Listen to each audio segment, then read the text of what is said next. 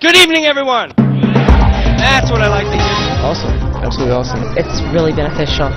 Our speaker is an internationally acclaimed expert at increasing your communications effectiveness. On a scale from 1 to 10, I guess he's in the 10s. He holds an MBA in marketing from UCLA. Oh, very energetic and certainly catches your attention. And the points are simple enough that most people can get it. His phone power book, now in its 13th printing, is the basis for audio and video training programs popular around the world. Just a presence about him that's just entertaining and keeps you on the edge of your seat. Power Talking has also been published in several foreign language editions. His newest release is titled, What You Say Is What You Get. I'm a marketing manager, and one of the things that, exactly what he's talking about, words and what actions, how they interact with each other, that, your clients definitely do play on what you say and what you do, and they look at your body language, and they all know it affects your attitude, and the attitude affects your altitude. As a trainer and consultant to Microsoft, Ford, 3M, American Express, DuPont, GE, and many telephone companies, he's been successfully helping people communicate more powerfully in a wide range of professions. I'm in psychology, so this is very beneficial to me. Since communicating more effectively on and off the phone is important to you, I know you're really going to enjoy this presentation this evening. On a scale of 1 to 10? 10 and a half. So please help me welcome Mr. George Walther.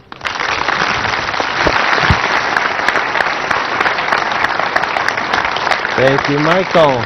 Thank you very much. What a great day we've had today. Wasn't it beautiful? Don't you feel like your spirit is nurtured? You've had a great physical day, wonderful sunshine, and now we get to top it off with nourishing your mind tonight. And coming in, I had the opportunity to meet so many of you from such a range. We've got automobile designers, we've got realtors, financial services salespeople, mortgage brokers, Ford Financial is here. We've got a tremendous array. And the best news I can tell you is that regardless of your business, every single principle we touch on today is going to have direct application in your daily professional life and in your personal life. And this is not some academic, theoretical new idea that some professor cooked up. In fact, throughout the evening, I think there are going to be many occasions when you say, I've noticed that, or I know that, or I've done that, or I used to do that, and I'm going to start doing it again. So let's go right ahead and get started. Okay, I could have started that way. Or maybe I could have said the same thing a different way. Good evening. What a beautiful day it was today. What a darn shame we have to all be inside for a seminar tonight. I know you'd really rather be out in the sunshine. I met a variety of people coming in, and we got so many different interests here, from automobile designers to realtors to financial services salespeople. We've even got Ford Financial. Look, to tell you the truth, there's just no way I'm going to be able to personalize this for each individual business here. And I'm afraid I must tell you that what I'm going to be sharing with you, it's really nothing new. I think you know everything I'm going to be talking about anyway. So why don't we just go ahead and get started? Okay, could have said the same thing either way. Who here, had I opened with the second version, might at this point be trying to slide toward the exit door? So did you have a negative impression the second time around? Tell me your name, please. Amanda, what did you notice that gave you a negative feeling the second time around? Just the attitude. And although I said nothing about my attitude, isn't it true that you size up a person's attitude based on the way they sound? In fact, from an individual's tone of voice, you infer. I didn't say this is going to be a really boring night, and I don't want to be here either. But you may have picked that up from the way I sounded. Amanda, that's excellent. It's the correct answer, and it's a prize-winning answer. I have a copy of What You Say Is What You Get. You're right. And there's more than one right answer, because you size people up based not just on how they sound. What else shaped your opinion about the second version? See, you offer a prize, the hands go.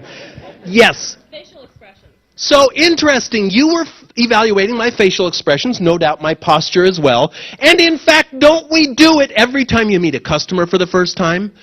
And when they meet you for the first time? When you meet somebody new in the neighborhood? For those of us who are single, if you're out meeting somebody socially, you form impressions right away. It comes from the way you sound. It also comes non-verbally. It comes from facial expression, posture. Also, I want to tell you, as I came in here, I did not have in my head, okay, don't forget, slump down and change your facial expression. I didn't have to do that because I made sure that the words I used were negative.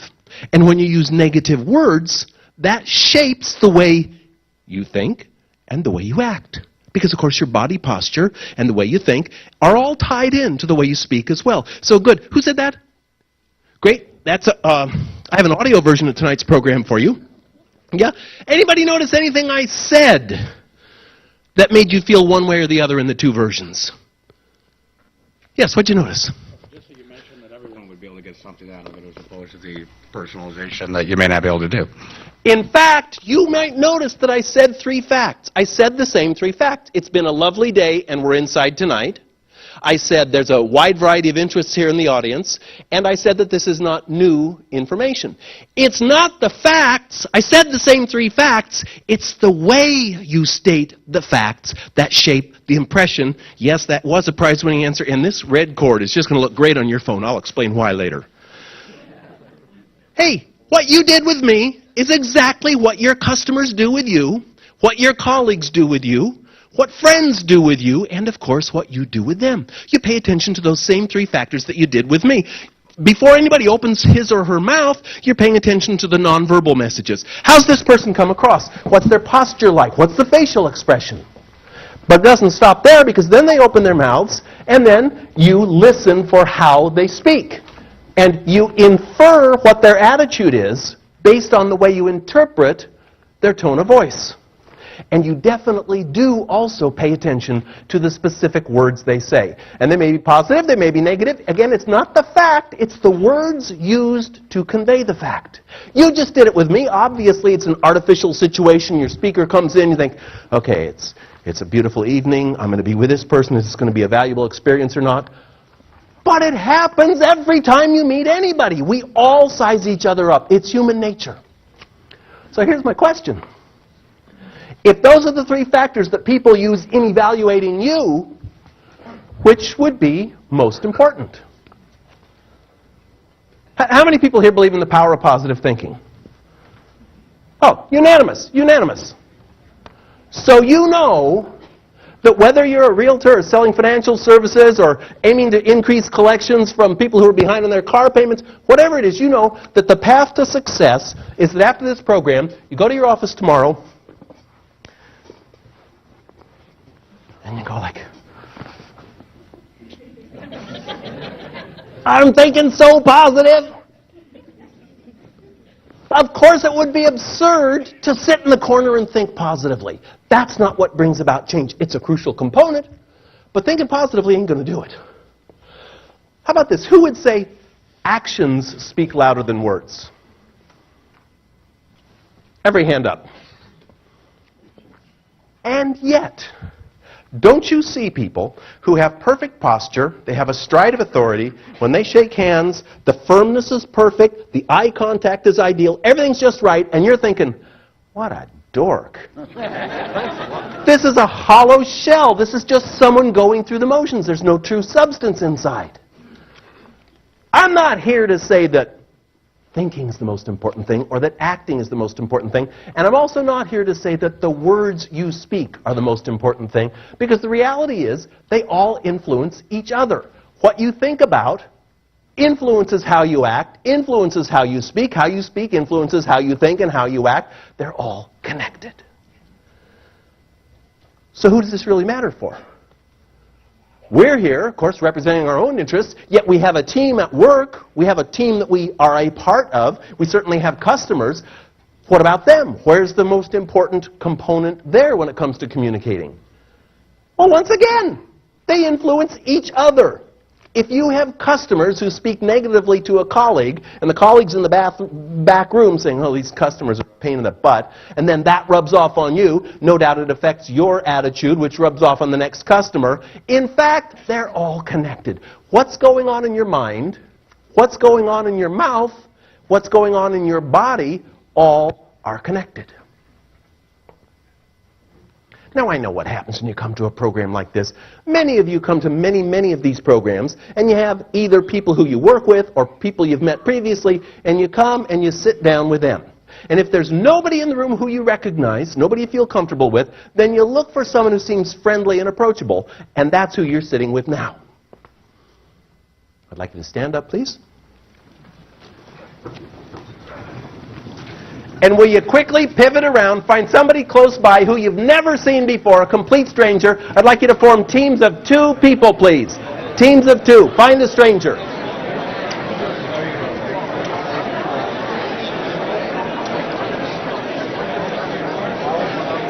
Okay, we're going to do teams of 2, so just find one partner. And what I'd like you to do now, please, decide between the 2 of you who has the most hair.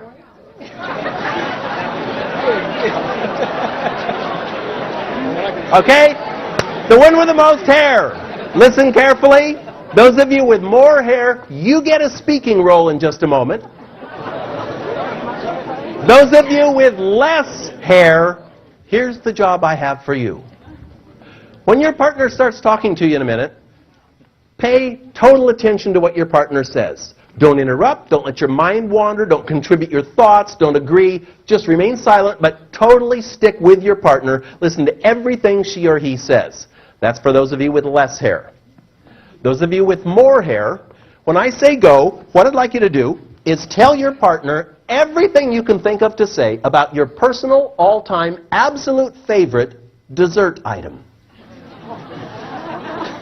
I want you to tell your partner, please, what's your favorite dessert? Why do you like it so much? What are the key ingredients? What did your grandmother used to put in it? Where was the best one you ever had? What's the texture, the flavor, the smell? Tell them everything about your favorite dessert. Those of you with less hair, silently listen. Okay, ready? Hairy people, go!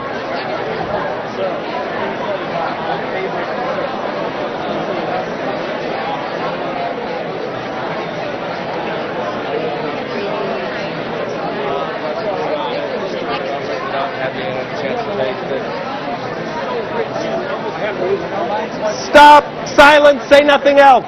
Silence! Silence, please!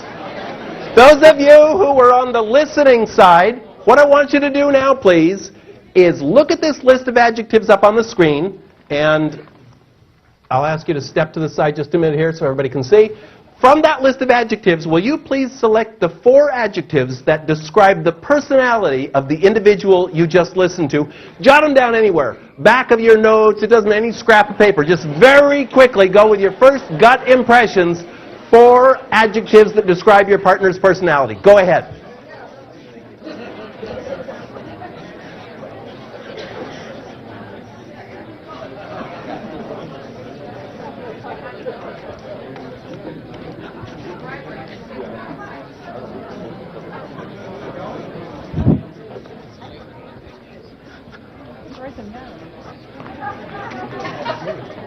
Okay, hey, if you're not done yet, you're doing it wrong. This is not psychoanalysis, just your first quick instinct. No 7-year deal here. Okay, now, will you take your seat, please, or kneel down, stay close to your partner, because what I want you to do now is tell your partner exactly why you picked each of those words. I want you to tell them not just what the words were, but what caused you to say those words? Hold it, we better do this by example. Let me do this by example. Let's see, what is your name, please? Mark. Mark, you're our first volunteer. Please stand up.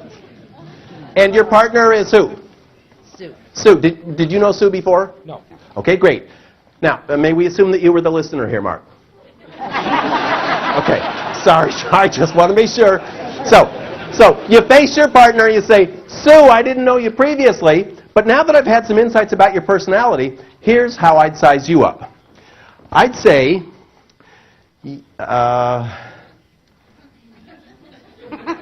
okay, we'll use a hypothetical example here. No, you wrote down good things about Sue. You put down friendly. What made you choose friendly? Why, of all those words, did you pick that one? She had a nice smile. She looked outgoing. So, as you did with me, you took into account the nonverbal. I see that you also have confident. What made you think she was confident? Because she knew exactly what she liked. So partly it's, it's timing. You come right out with it. There are many factors that go into your assessing what someone is like, and this is exactly what I'd like you to do right now, is tell your partner, for each of the 4 words you chose, what made you pick it? Was it word choice? Was it enunciation? Was it their pace of speaking? Was it their volume, the strength of their... What is it that made you think they were like that? Go ahead now, please. Thank you. Thanks. Okay, good. Come on back. By the way, this would be a great time to thank your partner because I've only listed positive adjectives. I learned from prior experience. It got out of hand. Okay, let me find out. For the half of you who had the assignment of analyzing your partner, how many of you were successful at selecting 4 words from the list that described their personality? Okay, I see half the hands. Half of you had the assignment, half of you were able to do it. Now, I rushed you. If instead of rushing you, I had said, let's take a few minutes now and have you write an essay about your partner. Who here could have, those 4 words don't feel limited to this list. Just go ahead and write what you feel about the other person. Who could have written more than 4 words? Who could have written 4 sentences to describe your partner? Who could have written 4 paragraphs to describe... 4 chapters? Hey, how long did you have to get to know this person? How much? Couple minutes? 30 seconds? No. When I said stop, that was 13 seconds.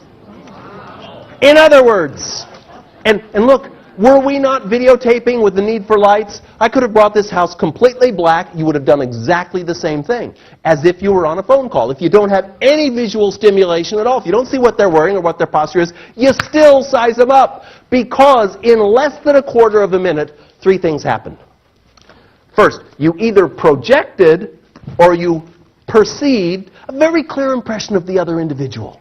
You listened to the words they picked, how they enunciated them, the order in which they said them.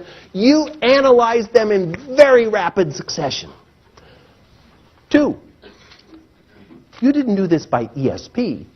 You weren't going, let's see, I'm getting vibes that you're friendly. No, it wasn't ESP. You had specific things you paid attention to. It was their word choice, the tone of voice, their pace of speaking. 3, 1, you project it quickly. 2, you do it because of specific identifiable variables. 3, you controlled it. You controlled it. If I had negative words up there, and you didn't like the way you were being analyzed by others, and you said, well, I don't want people thinking of me like that. Why are they doing that? Because you're putting that out. If you hired me to work in your company and you said, George, we really want people to arrive here and feel great about doing business with us, so you're going to be working in the reception area. We want you to put people in a positive mood and let them know we're a really professional organization. And we come to a 60-day review, and you've noticed that customers don't seem to be very positive. You say, George, what's the deal? Your job is to make them feel positive, and it's not happening. What's going on? I don't know. I greet them all when they come in. Well, what do? Well, of course, first I shake hands. And you'd say, you don't shake hands like that. I'd say, well, this is just the way I always have. You say, and you don't have that wimpy, whiny voice, George. Well, what do you mean this is just the way I sound? And you don't slump down that way, do you? Well, what do you mean this is just me? I think you'd probably say, you could do very well at our competitor. You'd say, for goodness sakes, get a grip. You're responsible. What do you mean this is always the way you've stood? Change it. Take control. Ladies and gentlemen, here's what we're here to do this evening. The image that you project to others comes very largely from the way you speak to them. It is totally within your control. Our aim tonight is to make sure that the image you project to others, both professionally and personally, is just the way you want it to be, that you get high levels of cooperation from others, and that you use the language that comes out of your mouth every day to be a positive influence on yourself. Now, I'd like you to open your note-taking guide, and right at the top of the inside cover, our foundation for the program this evening is simply this. Every phrase you use, everything you say, everything you write in an email has an impact on others. Everything you say to a potential customer shapes their impression of you and the company you represent. Everything you say to somebody in a social setting influences how they will view you.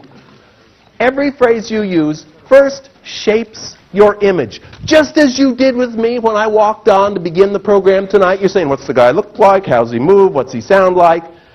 We do it with each other constantly. I'll always remember sitting in a job interview at a major cellular telephone company based in Seattle, and for this particular interview, the company was in the boardroom and had the two finalist candidates for their top customer service position. These two individuals, neither came from a cellular phone background, and both, they decided to give the level playing field. Both had the identical questions to answer, and the questions had been sent by courier to arrive at the same time, so one wouldn't have an advantage, because one was a hometown guy, one lived in Phoenix. So they both got these questions, and the day that I was there was the final interview day, and the first candidate came in happened to be the guy from Seattle. He came into the room, he had good posture, he looked good, he was well dressed, he shook hands all around, had good eye contact, everything very positive. And he began by saying, well, first of all, thank you very much. You sent me these questions in advance. Unfortunately, I just got them 2 days ago, so I've looked them over, but I haven't had a chance to really study them thoroughly.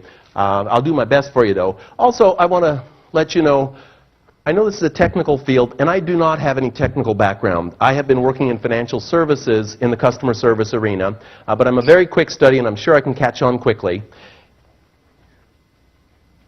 And then he proceeded to give very good answers to the questions. The questions were things like, you have a customer service rep who has been chronically late and coming in for the third time in a row late, and you bring this individual into your room. What do you say? He did great. Second candidate came in.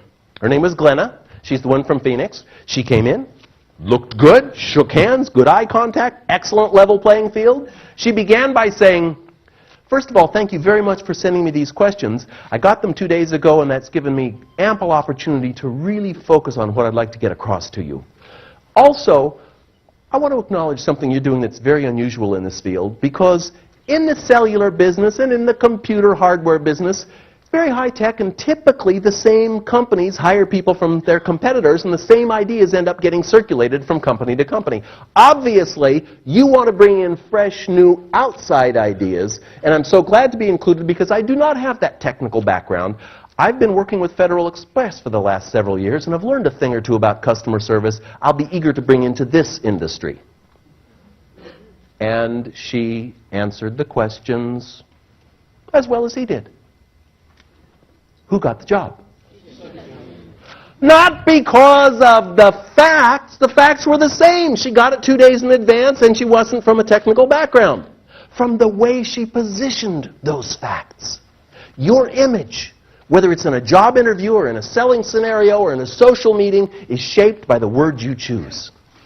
And everything you say also determines how much cooperation you're going to get from other people. Let me find, who's somebody up here in front here who's at their first production here, first time you've been at one of these meetings?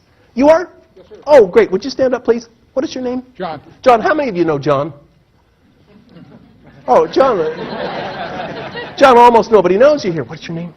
My name is John. Full name? Van Camp. John Van Camp. Where do you work? I'm unemployed. Unemployed, great. Okay, and what is your direction? Where are you heading? Professionally? Professionally is to do the best I can with the previous experience that I've got wherever I go. I'd like you to meet John Van Camp. He's in between jobs right now, looking to take advantage of his professional background. As you can see, he's a good-looking guy, takes care of himself, has a nice informality about him, but John has a mustache. Oh, hold it. Let's try that again. I'd like you to meet John Van Camp. He's between jobs right now. He's going to take advantage of his professional background. As you can see, he's a good-looking guy, takes care of himself, he has a casual way, and he has a mustache. Any difference? One word, 3 letters can make all the difference. If your supervisor brings you in for a performance review and says, well, this is your 1-year anniversary and you've had a very good year, but, think, uh-oh, I'm in trouble. Thank you, John. Excellent mustache, too. Very good. One little word can determine if I want to have cooperation with John, he's going to be against me if I've said but when I might have said and. Because the words you choose guide the levels of cooperation you get from other people. They decide whether they want to buy from you, work well with you, contribute to the team you're on together, based on the way they interpret your attitude about working together. And I want to know who hears what you say. It sure goes out of your mouth into the other person's ear. It might go through a phone wire and get into their ear. But it goes on to your own ear. In fact, your most important listener, your biggest critical component in listening to the way you communicate is yourself. Because every phrase you use programs your own brain. What you hear yourself say in typical interactions with other people shapes what you think about yourself.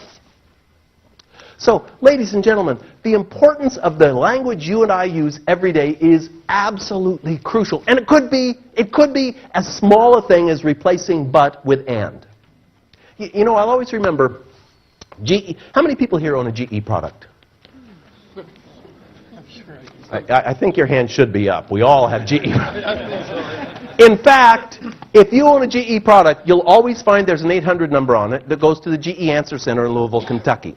First time GE had me come in to do some work for them, before I gave a presentation, I went out in the call center and I sat with typical individuals to see, you know, what are their calls like?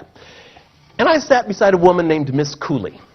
And I listened in on Miss Cooley's calls, and I'll tell you, no matter what you may think of your work, Miss Cooley's work was really not very exciting. You know, all day long, call after call was, how do I change the light bulb in my refrigerator? It opens on the right side, but I want it to open on the left side. My kids have been making water balloons, and now they're jammed into the automatic ice maker. How can I get them out? The whole time I listened to her, there was only one really interesting call. This was from the person who phoned and said, how do I get the fireworks to stop in my microwave? There shouldn't be fireworks. How long have you noticed the fireworks in your microwave? This caller actually said, you know, it's been 2 weeks now, ever since my birthday, because my friends gave me this beautiful set of top quality pewter serving plates. And that metal is so cold because they're thick. They're top quality. But I preheat them because I don't want to put my warm food on these cold plates, so I put them in the microwave to preheat them, and sparks start flying. It's like, you idiot! But no, Miss Cooley didn't say anything like that. In fact, Miss Cooley was consistently extremely positive, and I paid very careful attention to her word choice. Here's what I noticed. You want to know where your nearest dealer is? Miss Cooley would never say, well, you'll have to get your zip code, and let me then check it, and I'll have to cross-index it with your zip code. She would say, I'll be happy to cross-index that with your zip code. You'd say, what's the part number for that soap dispenser cup on the dishwasher? Miss Cooley would never say, well, just a minute, I'll have to check the parts manual. She would say, just a moment, I'll be glad to check the parts manual. Miss Cooley would never say, you know, that's a technical question. What I'm going to have to do is get our engineers working on this, and then I'll have to call you back. She would say, that's a technical question. What I'd like to do is get our engineers working on that, and I'll be glad to call you back. Here's my question for you. If you called Miss Cooley, would it make a difference in your experience of that individual and of GE if she said, you'll have to get that, you'll have to look that up, I'll have to get engineering, I'll have to call you back, versus, I'll be happy to look that up, I'll be glad to talk to engineering, I'd be happy to call you back? Would that make a difference? Yes.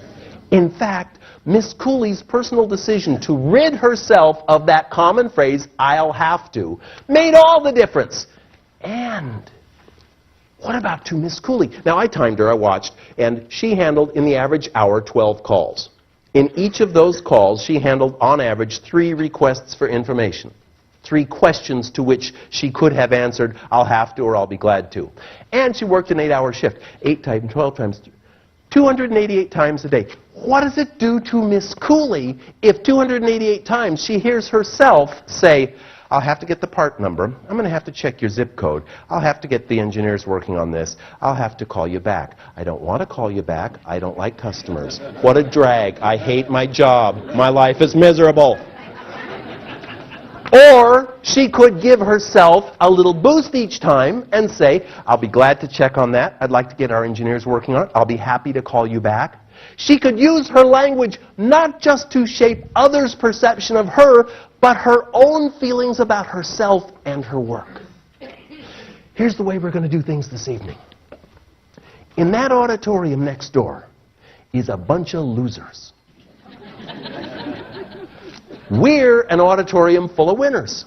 Now, if you had a bunch of microphones descend from the ceiling in this auditorium and in that auditorium, and you compared the way people here speak and the way people there speak, you'd notice some striking differences. In fact, I've made it my professional mission to identify and catalog the differences between the word choices of winners and losers.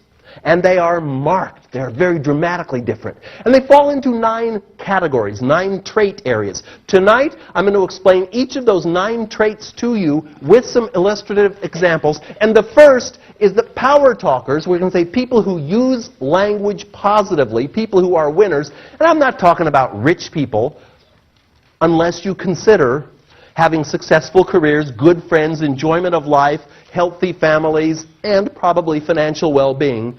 That whole thing is what creates wealth in our lives. Wealthy people and poor people, winners and losers, talk differently. The first trait of winners, the first language trait, is that they project positive expectations. They let you know that working with them is going to be a positive experience. They don't say what typical people would say, those in the other auditorium. They'd say, gee, I'm going to have to ask someone in customer service. They'll have to check with the plant. They'll have to call you back. They would instead make a conscious effort never to say, I'll have to, knowing that it's going to create a negative impression and make them feel bad and get lower levels of cooperation.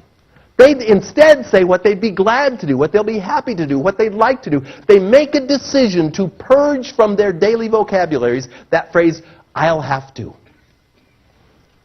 And there's so many other ways that project positive expectations. Let's suppose that after the program, you decide you go out for a late snack. You arrive at a restaurant, the greeter is there at the podium, the individual says, I'm afraid I can't seat you until 10. Or that individual could say, I'll be happy to seat you at 10. The fact is the same. You're going to get seated at 10. You can either look forward to it as a positive experience or have it be a negative experience. What are you doing here tonight? Spending the night in this room? No. I don't think so. Spending is a depletion word. Spending says, I've got a certain amount of goodies and I'm going to let them drift away. People who are positive in their approaches to life replace spend with invest and enjoy. Absolutely, I want to enjoy our evening together here today, and I want it to be an investment. I want the time that you invest in here, the energy you put into this program, to give you a tremendous reward, a payback, because you'll be able to use it not just tomorrow at work, you'll be able to use it tonight with your family, you'll be able to use it in your friendships as well as your professional relationships.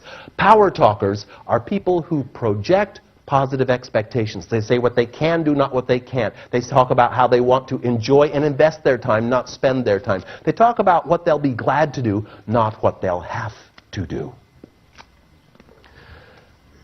Now, as I said at the outset, this is not just about your professional life. It doesn't just apply to what you say at work. In fact, how many people here are parents? Anybody have middle school age kids or elementary school? Okay. I'm a very proud dad of a 13-year-old girl who I'm raising on my own. And I remember when Kelsey was 6, taking her to a museum in Seattle, and as we pulled up outside the museum to park, she looks down, there's an ivy planting strip beside the curb there, and she looks down and she goes, Dad, look! And she was all elated. Can't see? Oh. Yeah, I'm sorry, here. It was kind of like this. Dad, I got lucky! And my first reaction instantly, I do hear the phone ringing, and I want to take issue with something Michael said earlier. He said they're absolutely prohibited in this room. That is not the case. However, when your phone rings, would you hold it up before answering so I can get over with the microphone? Because we would all like to jointly critique the conversation. We'll offer some helpful suggestions. You know, when you say, I'll have to call you back, we're all going to say, no, no, Josie, I'll be glad to call you back. So it's fine to leave your phones on, but please just let me get to you with the microphone before you have the conversation. You know, Kelsey, when she found that dollar bill, my first reaction was to reinforce it, as those of us who are parents do. You know, what a lucky kid you are. And then I thought, hold it, wait. What is the behavior I want to train in my daughter? My most important job in my life is raising this girl. I don't want her to get the idea that maybe if I'm lucky, I'll get a good grade on something. Maybe I'll get a job someday. Maybe I'll enjoy my life if I'm lucky. No, I want her to know that she's responsible for creating good outcomes in her life. So fortunately, I caught myself and said, Kelsey, what an observant little girl you are. A lot of people walked right past that dollar bill. They didn't spot it because they weren't paying attention. You did, though, so you got the reward. And you do very well in your spelling tests, too. It's the same thing. You pay attention. You look carefully at the letter combinations. That's why you do so well. When you get into Harvard, I know that Power talkers are people who do not attribute successful outcomes in their life to luck. Power talkers give credit where due. Powerless people, those over there, when something goes right, say, well, for once I got lucky. Successful people, when things go well, they say, hold it now, what did I do well that created this positive outcome? Was it my planning? Was it my analysis of the situation? Was it my years of experience? Was it my professional background? What is it that allowed me to capitalize on this experience? And caution, I'm not talking about egotistical, I'm fabulous, that's why I sold the car. No. It's appropriately identifying the role that you took in creating the positive outcomes. And note that people who are successful winners in life are quick to share the credit. They don't just talk about what they did right, they talk about how others contributed and created positive outcomes. How many people here are not in the sales profession? Okay, so I see about 26% of us are dead wrong. Everybody here is in the sales profession. Whether you're in a job interview or meeting somebody for the first time or selling a product or service, we're all selling.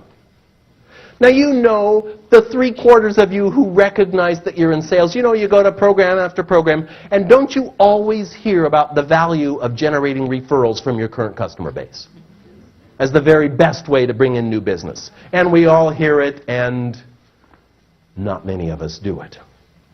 Some do. Some have great success at generating referrals from their existing customers. And I want to show you what they do to create that success. You can duplicate it. When I lived in California, my vehicles were insured by a company then called 20th Century, now 21st Century Insurance. And 20th Century Insurance was one of those specialized insurance companies that would only take you as a policyholder if you never file a claim, you have a low-risk vehicle, perfect driving record. I mean, if you got a Porsche and a couple of speeding tickets, forget it. They're not going to insure you.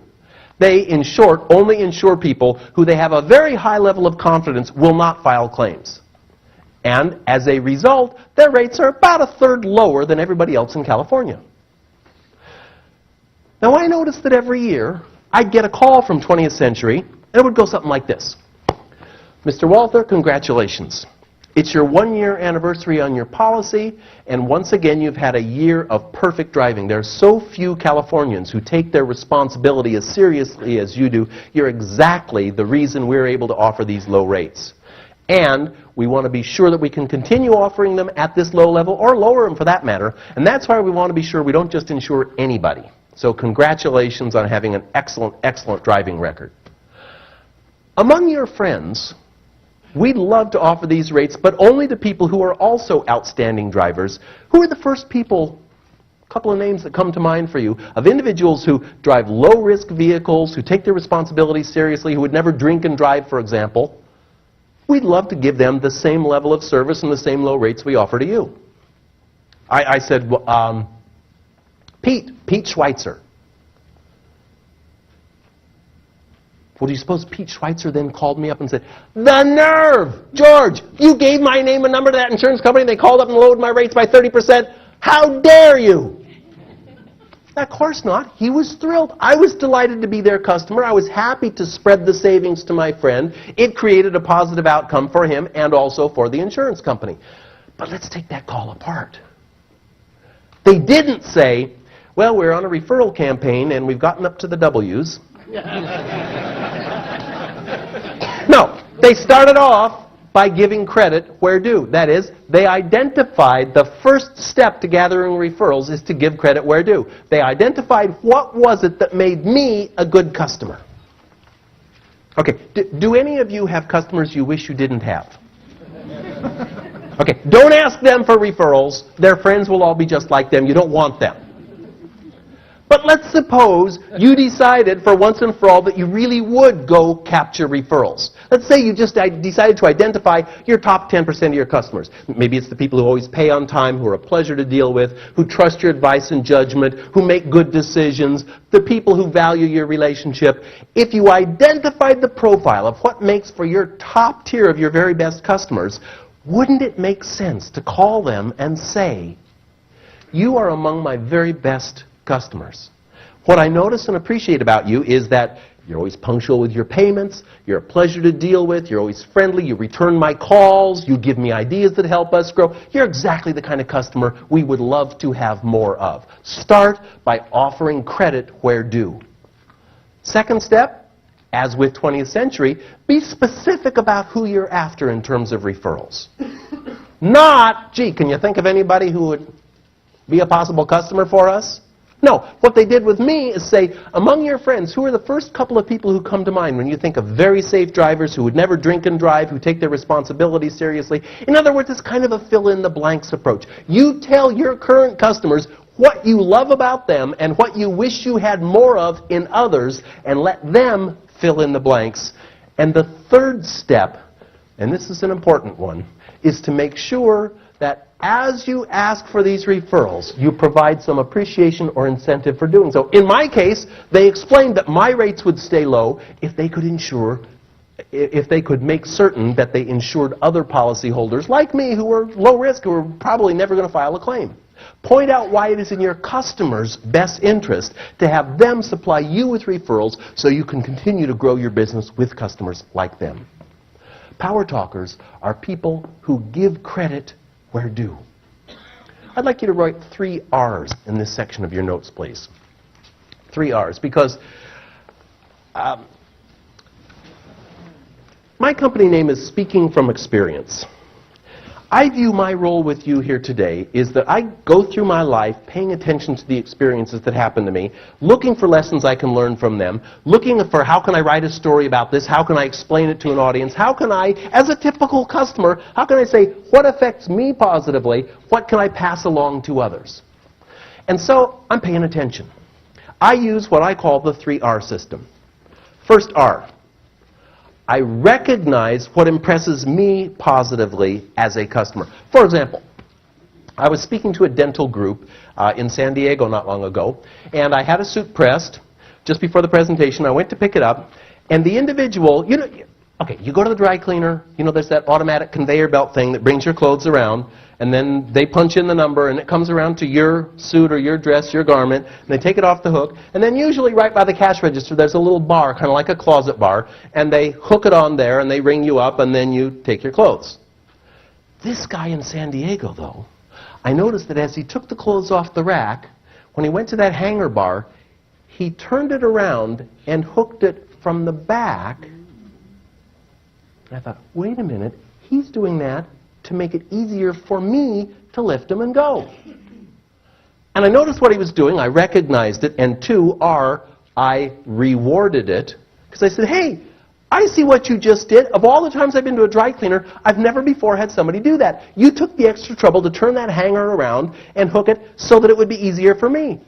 Wow, thank you. the guy almost started crying. I'm not kidding. He said, oh, you know, and he happened to be of Arabic descent, and he had a heavy accent, and he said, I do this for all my customers. Nobody ever noticed. Oh, I'm so glad. Thank you. It was like we were going to hug each other that he had turned the hangers around. Recognize excellence in others. 2, reward it on the spot. 3, report on it. What I'm doing with you. I went to my audience and I reported it, and it happened to be a dental audience, and some individual said, hey, you know, when we have new patients come in, we have a new patient form. What if I put the new patient form on a clipboard with a pen and turned it around and handed it to them with the pen? Would that make them feel better? Absolutely! What a tiny adaptation. You could say, well, the dry cleaner does that. Why couldn't I do something similar to make my patients or my customers feel that much more welcome? Recognize excellence in others. Reward it in them, and report it to those around you, and see how you can incorporate it into your own business. Power talkers are people who give credit where due. When they notice things going right, they notice it, and they decide to do something about it. Now, ladies and gentlemen, I want to find out, are any people here people who have private pilot's licenses? Anybody ever take flying lessons? Okay, good. Quite a few of you. I'm also a pilot. And I want to tell you about a flight experience I had on June 16, 1996. I kept a Cessna 182 at a small airport in Seattle, and it happened that this is the airport where Boeing builds all 737s and 757s. It's the Renton Airfield. And I kept my airplane there, and on that particular day, I went flying with 2 people I had not met before, because I had made a donation to a charity auction, the Starlight Foundation, AIDS critically ill kids. And you know, the auctioneer says, and your pilot will take you and a guest sightseeing in the San Juan Islands, which is in the far northwest part of our country. It's a beautiful, beautiful, beautiful part. It's near Seattle. It's very close to Victoria, British Columbia, just a cluster of lovely islands. And so that particular day, I went to the airport, I walked across the tarmac, and walking toward me was a guy, mid-50s, gray mustache, gray hair, a real twinkle in his eye. He was obviously excited about going flying. His name was Pete Buck, and I welcomed Pete aboard. Pete was an attorney in Seattle, and he had been the winning bidder. In fact, a very persistent bidder, because no matter what anybody else bid, Pete always outbid them. He wanted that flight. With him was his fiancée, Jean. Jean was a dentist. And Jean looked about the way you look if you're walking into her office for a root canal. You could see she did not like this whole idea of going in a small plane. So I welcomed them. I got them seated in their side of the plane. I came around, walked around the prop, and got into pilots always sitting here, and I thought, well, Jean looks a little nervous, so I'll lighten things up. Now, as a pilot, you always give a safety briefing to your passengers, whether you're commercial or private. And I said, now, Jean, if at any point I should slump forward and stop breathing, don't worry, Pete can just press this red button and say, help, the pilot's dead! And someone will talk you down. Pete will land the plane. It'll be okay. Now, and Pete, should we land prematurely, you'll want to raise this lever so you can pop that door open and get out of the plane. But it was a perfectly beautiful day. We took off from Renton, and Jean thought that we were going to go sightseeing. But Pete had a secret plan, because June 16th was the day they had met 1 year earlier, and they had met on this little island, San Juan Island, and specifically at a yacht harbor called the Roche Harbor Resort that had a little airstrip beside it. So he thought his surprise was, for their anniversary, he'd have me fly to the place, as he put it in legal parlance, the scene of the crime, where they had met. I thought this was a wonderful plan. So we took off, perfect flying conditions, reached cruising altitude. I flicked on the automatic pilot. We're flying along, and it was spectacular. Jean, if you look over your right shoulder there, that's Mount Rainier behind you, over 14,000 feet. Pete, look, up ahead there, that's Mount Baker. These two mountains have more glaciers on them than any other mountainous area in North America outside of Alaska. It was fantastic, sparkling, beautiful weather. As we approached Roche Harbor, I went through my pre-landing checklist, fuel mixture 10%, flaps 10, checked everything, all's well, flicked off my autopilot. And I heard a voice. Don't land there. Who's that? What's that? And I looked, Pete and Gene didn't seem to have heard this voice. I thought, well, that's kind of creepy. And I checked my gauges. Everything was just fine. I felt fine. But I'm not the kind of guy who, my life is not ruled by voices. And so I did what you pilots know. I made my turn to left base and then my turn to final, the last thing before landing. And as I made my turn to final, I heard again, "Don't land there." I thought, God, I've never had that happen before. That's weird. I thought, well, maybe I should change and go to another airstrip. How would I explain that? Pete, don't worry, I feel fine. As you can see, the instruments are all in the green. The weather's perfect. Everything's okay. I want to let you know I'm hearing voices. You don't like your pilot from the cockpit today. Ladies and gentlemen, we're approaching Detroit Airport. I'm hearing voices in the cockpit. I think we'll go to Minneapolis. So I decided to continue with the landing, and we were on short final, which is just before you actually touch down, before the threshold of the runway. In fact, the beginning of the runway was about as far as from here to the back of the auditorium. And at that moment, we encountered a phenomenon that the pilots in the room know about, and which you encounter yourself without knowing about it, and that's called wind shear. Wind shear is a vertical wind. You can't see it, you can't do anything about it. And in fact, you encounter wind shear all the time as you're flying, because you're going along at 33,000 feet and suddenly your coffee jiggles a little bit. Well, that's wind shear. The plane may be bumped down 50 feet. You're at 33,000 feet, no big deal. But we were at 33 feet. And when you go down 50 feet from 33 feet, it's a big deal. And suddenly, it's like an elevator, the cable is cut or something. Suddenly, the plane's on the ground, and while you're flying, you're steering with the yoke. But when you're on the ground, the yoke does nothing. You steer with your feet. And I'm struggling with the foot pedals to keep the plane going straight because I can see the end of the runway that we're going to make it. If I can just keep it going straight and we're bouncing along over the little bumps and there's grass sticking, and I can tell you, the weirdest thing in emergency situations, I had these three predominant thoughts in my mind. For some reason, I was thinking first, I was like, oh, fine, I'm going to get grass stains all over my plane now. And then, of course, I also thought, why didn't I listen to that voice? And third, I thought, and why did the winning bidder have to be a lawyer? I do not want an attorney on my plane when I'm crashing. Still, I was able to keep the plane straight. We were bumping along, just heading right for the runway. We were just going to...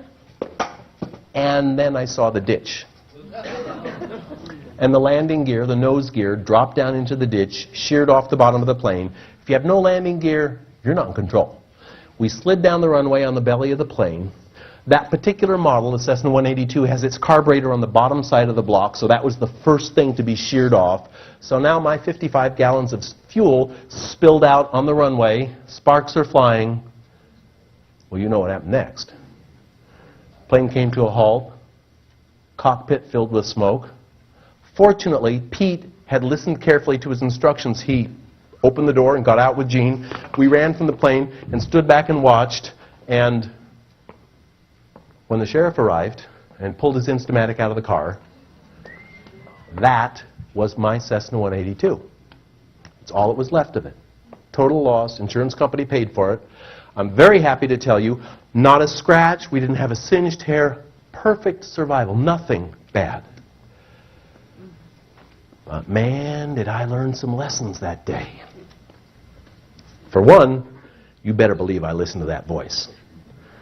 The book I'm working on now is Gut Level Leadership, and it helps males primarily. Women, you know this already. Us dumb guys think, it has to be logically verifiable to be true. No, it does not have to be logically understandable at all to be true. People who make the best decisions in business and in life are people who check with their gut. What is my gut telling me to do? I learned that lesson. I certainly learned the lesson about the big picture, like don't think about grass stains, control the plane. And I also learned something about judging others. Because I was so worried about Pete Buck, thinking, oh gosh, now we've survived the crash, but now I can just see the lawsuits. What's going to... Emotional damage, failed marriage, dry cleaning for his pants. I know it's not going to be misrepresentation because the auctioneer did say, this will be an experience you'll never forget. I know it's not that. Hey, I was so wrong. This guy, Pete Buck, is a fantastic person. He didn't sue me. He invited me to the wedding. Their wedding video begins with this picture. I was with him for 4th of July this last year. I go every year. They come to all my parties. We've become more than great friends. I think there's something about a life bond going on here. I was so wrong about Pete. But I also learned something about failure. Because I certainly left that experience feeling that I had failed as a pilot. You know, you're not supposed to have your plane burn up. And I'm so grateful to your hometown boy here, Henry Ford, for reminding us of what failure really means.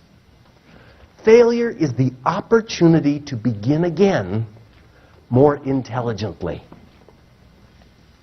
In fact, the auditorium next door where the losers are, they fail a lot less than winners fail.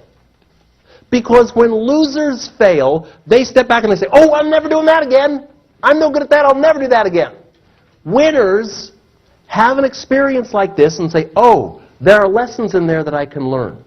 In fact, one of the distinguishing characteristics of winners in life is that they encounter failures and recognize that in them lie the greatest lessons they can learn. And in fact, you hear it in their language because power talkers exhibit the third trait, which is that they rebound resiliently. They bounce back. Do bad things happen to successful people? Absolutely. More bad things happen to successful than unsuccessful people. Unsuccessful people encounter a bad situation dealing with collections or selling or emotional customers, and they go, oh, I'm not good at that. I better not do that. Winners encounter the same situation, and instead of saying, I failed, I'll never do that again, they say, okay, there's a lesson here. What can I learn from this experience? What shall I do differently the next time I approach such a situation? How can I extract from this great meaning that I can take forward in my career and in my personal life? Failure is what helps to shape the most successful people. Power talkers rebound resiliently. If you hear someone saying, if only I had, you know that's not a winner. The winner says, starting now, I will. Power talkers rebound resiliently. Okay, I'd like you to stand up, please. And while you're standing, would you give yourself a little neck massage here? Scalp and neck. Because here's an intellectually challenging part of the evening. Because, hey, until now, has everything I've said made sense? Yes. You know this. This is not academic. Yet, there is a scientific foundation for what we're talking about. And while you're standing for a moment, sit down whenever you'd like, but as you remain standing, I want to explain the intellectual, the scientific background. And I will particularly invite these people to sit down so we can see what's up on the screen. I want to introduce you to one of our nation's preeminent psychologists, Dr. Martin Seligman. He's written several books. They're great. I recommend them all. In particular, I'll recommend the book Learned Optimism by Dr. Martin Seligman. Fantastic person. Here's Dr. Seligman's approach. It's called cognitive restructuring. And in fact, okay, how many of you are clinically depressed? Okay, of course you wouldn't admit it. There are two very effective treatments for depression. One is a pharmaceutical approach, and drugs really work well with depressed people. So long as they take the drugs. They stop taking the drugs, they're depressed again. Cognitive restructuring is different. Cognitive restructuring does not involve any drugs at all. It involves a counselor helping you to redefine the way you view the experiences that have happened to you in life. It works wonders because you don't need to take drugs, and it has a much more persistent, a much more lasting effect. Here's the way it works. An individual, you and I and the people next door, all have an explanatory style. That is, a habitual way of speaking, a way of describing what goes on. And there are three measures of your explanatory style. The first has to do with what I'll call the first P, pervasiveness. Global and local are the two extremes. So, for example, in my plane crash, I could say, oh, everything's going wrong for me. I crashed the plane, I'm in bad health, my family's falling apart, I'm experiencing financial difficulties, now I've got a lawyer after me, all kinds of bad things. Or I could use local and localize it and say, well, yes, I did crash this plane. However, I'm in good health, we all survived, this person seems like the kind of guy who's not going to make my life miserable. I have a wonderful child. My life is going well. Yes, I crashed the plane, but it's only that one thing, pervasiveness. The second scale, which I'll call the second P, has to do with personalization, your role in the experience. I could crash the plane and either say, it's because I'm terrible at everything I do. I can't fly a plane. I'm lousy at everything. Or I can say, now what are the factors that brought about this crash? The NTSB report that you can see on the internet now says that there were unpredictable winds and that there was a contributing factor, was an uneven runway surface at the advance of the threshold. There are lots of reasons this happened. Certainly I had a role. It's not a matter of dodging responsibility. It's where are you on that scale? Is it everything because of me, I'm a bad person, or is it because there were external factors that contributed to it? And the third scale has to do not with time, not with person, but instead with permanence. How long is this going to be around? Is this condition, I crashed the plane, I do everything wrong. Things always go wrong for me. I'm a loser in every area of my life, and I've always been a loser, and it's because I'm a rotten person. Or it can be unstable and say, well, things usually go right for me. This one instance didn't work out quite right. Now here's what cognitive restructuring is about. It's helping people move from one end of the scale to the other. So that if we deal with people who are in a situation where things go well, the losers, pessimists, and the optimists have completely different ways of describing what happened. For example, the optimists, when things go well, say, they are at the global end of pervasiveness. Not only did I win the sales contest, but I've got a great personal relationship, I have kids, I'm in good health, I'm doing well financially, life is rosy. They say, because I planned well and worked hard, that's why I won the sales contest. This is no lucky fluke, I brought this about. And things are going to continue to do well. I'll always do well in my life. On the other hand, next door, when things go well, the pessimist says the opposite end of the scale. Oh yeah, this one thing went right. Yeah, I won the sales contest, but the rest of my life is a mess. And it's certainly not because I was a good salesperson. It was because the really good salesperson was sick that month, or something, my territory was changed. It's not me, something outside brought this about. And I'm sure this won't continue. But what about when things go poorly? When negative things happen, we and the losers have a completely different language pattern.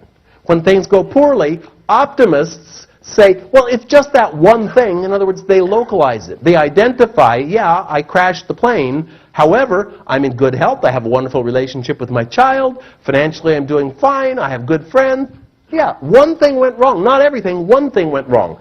And there were circumstances that brought this about. Yes, I had a role, and I can change the way I play the hand I'm dealt, but there are other factors to consider. It's not because I'm a rotten person, and I'm sure things won't stay like this forever. The optimist says, yeah, once in a while things don't go the way you want. On the other hand, in the other auditorium where the pessimists are, they have a completely different way of viewing things. When things go poorly, the pessimist says, oh, everything's bad in my life. Not just this one thing. Sure, I lost the sales contest, and my health is declining, and my friends don't like me, and everything is wrong. And it's because I'm no good. It's internal. And it's gonna always be this way. Cognitive restructuring is about changing where you are on the scale. It's about consciously saying, as a doctor to a patient would say, now hold it, what you just said, you said you lost the sales contest because you are not a good salesperson. Are there some other factors here? Well, yeah, territories were realigned. Yeah, well, there is a tough economic environment right now. Well, yeah. So, in other words, the cognitive restructuring approach to people who are depressed is to say, let's shift your language to the other end of the scale. And in fact, with a very high reliability, Dr. Seligman or anybody who studies this field could listen in on you talking through the day to friends and to yourself and put you on the scale of optimist to pessimist, and you can change it. You can move. In fact, what I'm sharing with you tonight, these verbal strategies for improving the image you project to others, your ability to get cooperation from them, and the ability to motivate yourself is all something that you can do. Now, I said there are 9 trait areas, and for each of them, we're looking at some examples. I certainly don't expect that this evening you go, oh, well, I heard some stories, and I'm going to, okay, I'm going to quit saying I'll have to, and I'll always say I'll be glad to. How about problem? Instead of saying problem, gee, that makes me want to back away from things. If I run into a customer's challenging situation, I feel better than if I run into a customer's problem situation. Problems I go away from, challenges I move toward. Oh, I could change that. Instead of saying, I can't get you the report till Friday, I could say, I can get you the report on Friday. You could make lots of individual changes. But there's a big difference between simple and easy. It's not easy to change lifelong habits, obviously. Hey, don't make this mistake. Don't make the mistake of sitting in your chair and seeing me up here saying, oh, Mr. Author guy, he's learned these 50 things. No, I work on this every day. Last night, my flight arrived here just past 10 o'clock. I had my Yahoo map directly to the address on Franklin, where the Embassy Suites is, over on Franklin here. And just about 7 or 8 minutes after 12, I was at a mobile station with very thick bulletproof glass near Franklin in downtown Detroit, wondering why were all these young children out after midnight. And I was completely lost, and I handed my little map to the lady under the, the little place you slip the money through, and I asked, Embassy Suites, where's Franklin? It's got to be close here. I followed the directions. She's, Embassy Suites? And she looked completely baffled, never heard of Embassy Suites. I immediately thought, oh, God, she's obviously never been anywhere. She's stupid. I didn't think, maybe I'm in the wrong place. And then a rather disheveled woman who you wouldn't pick out walking down the street, there's a smart, capable person, I'll ask her. But she saw me with this map, and she took the map and started saying, oh, okay, now, oh, you know what you'd have, let me see, how would you get to Franklin here? And I'm thinking, okay, just humor her, she doesn't know. And then this really big, mean-looking guy comes over, takes one look and says, that's in Southfield. And she says, so what, do you work for the post office? And he said, yes, I work for the post office. It's in Southfield. And that woman got out her pencil and made me a little map that got me directly to Embassy Suites last night and basically saved my ass. So I found myself driving over here thinking, if only I had checked the zip code. I go, oh no, wait a minute. If only I had, no. Starting now, I will. Whenever I'm flying into a city that I've not been to recently, I'll check the zip code. And I also thought, at the rental counter at the airport, I showed the map to the dollar rental guy. I said, does this make sense to you? He looked it over. Yep, that looks good to me. I thought, how could he have let me go the wrong way? I thought, hold it. It is not his responsibility. It's my responsibility. In other words, ladies and gentlemen, don't think that because I wrote the book and I give the speech that I've got this down. I work on it every day. Being a power talker does not mean, okay, there are 50 things, don't say that instead. I've mastered them, now I'm a power talker. No. It means that you decide every day to pay careful attention to the impact that your words have on others, on the image you project to them, on the level of cooperation you get from them, and on how they will affect you. Power talkers decide to take charge and to use their language, their daily interactions with others, to create the most positive outcomes they can. Being here tonight is a wonderful step in that direction. and it's a long time journey. It's simple changes, it's not easy changes.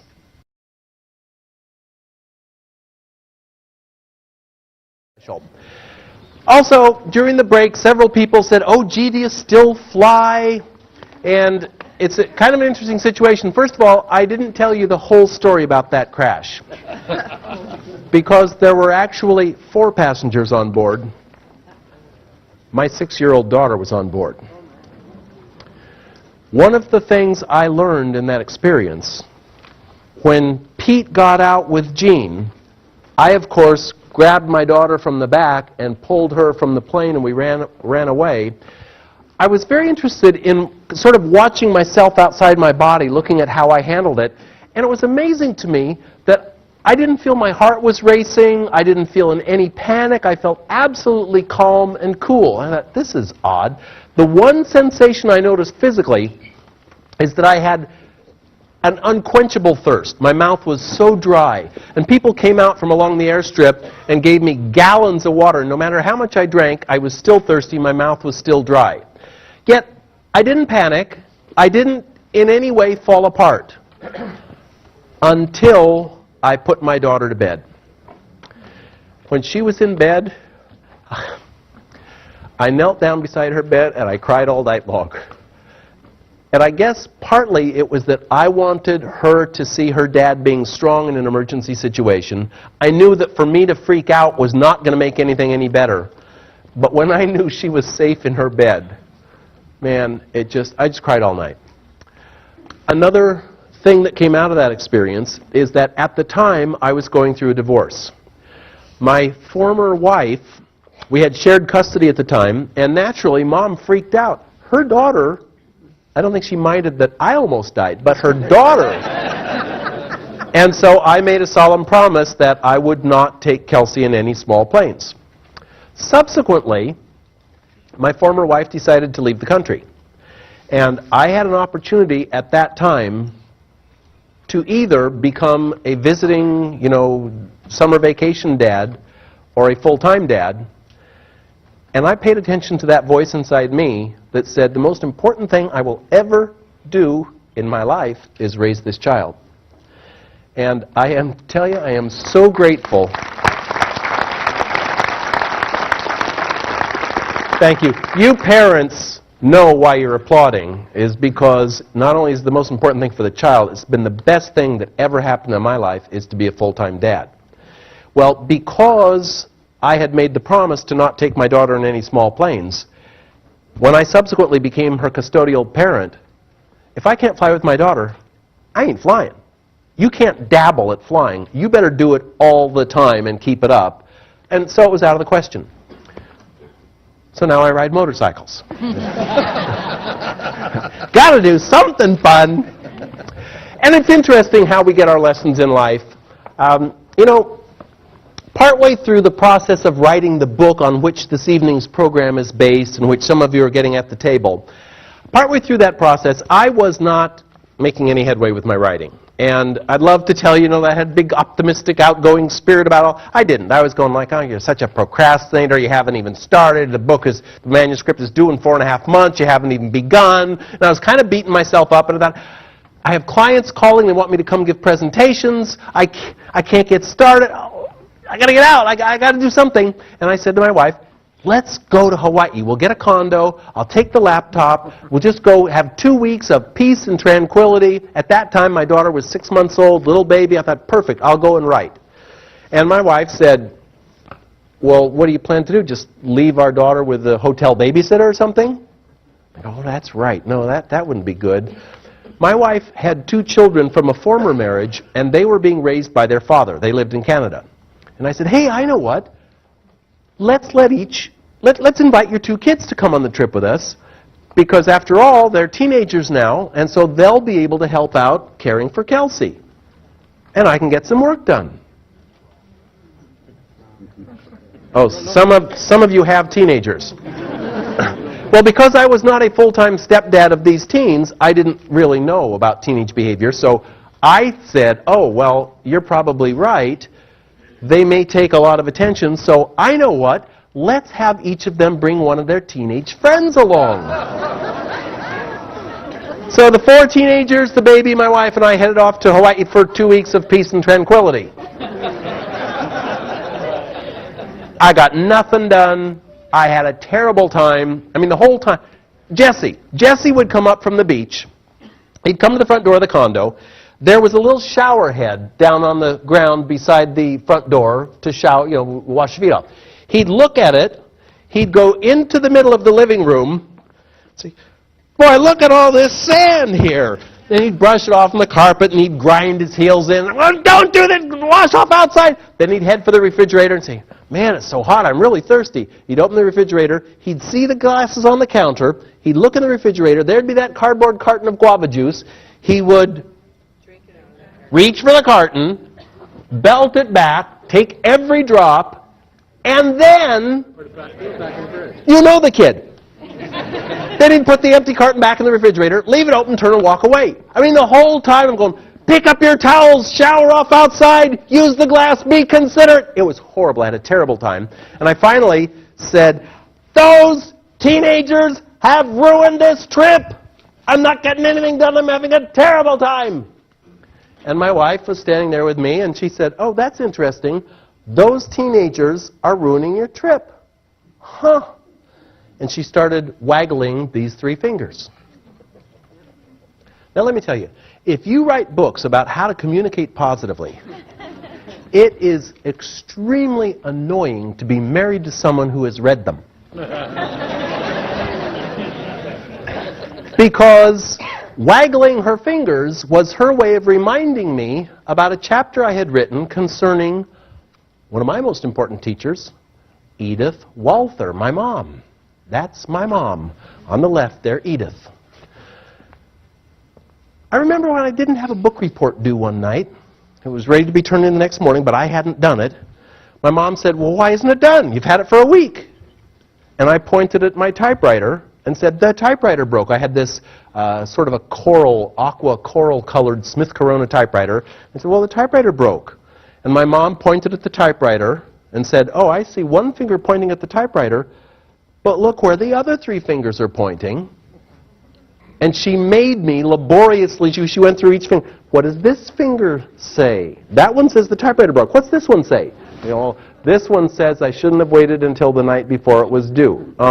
What does this one say? This one says I should have checked the typewriter to make sure it was working. And what about this one? This one says I should have had a backup plan in case the typewriter didn't work, some other way to get it turned in. In other words, it's not the typewriter's responsibility to get the book report done. Bring the responsibility back where it belongs. The teenagers didn't ruin my trip. My reaction to, obviously, what you're attesting to is normal teenage behavior, that's what ruined the trip. The 4th trait of power talkers is that they accept personal responsibility. You hear it in the way they speak. Powerless people say, I can't stand it. Why can't my leadership team get there on time? They're late for meetings. It throws off the whole schedule. They're bad.